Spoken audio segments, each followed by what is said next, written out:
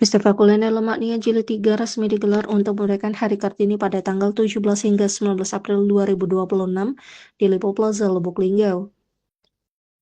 Kegiatan ini menjadi wadah strategis bagi pelaku usaha lokal untuk menampilkan produk unggulan, terkhusus di bidang kuliner, dan produk tradisional khas daerah.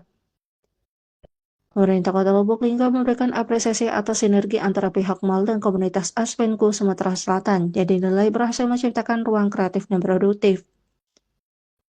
Kolaborasi ini membuka peluang bagi para pelaku ekonomi kreatif untuk berkembang, berinovasi, serta memperluas jaringan usaha mereka.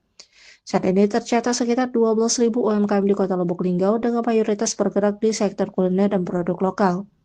Produk tersebut bahkan telah menunjukkan daya saing yang cukup kuat, tidak hanya di tingkat daerah tetapi juga hingga skala nasional.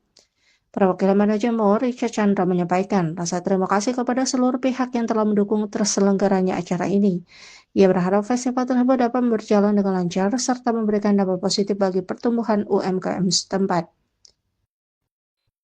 Pembukaan acara dilakukan secara resmi oleh Asisten 2 Bidang Ekonomi dan Pembangunan Haji Emra Endi Kusuma, yang hadir mewakili Wali Kota Lubuk Linggau Haji Rahmat Hidayat.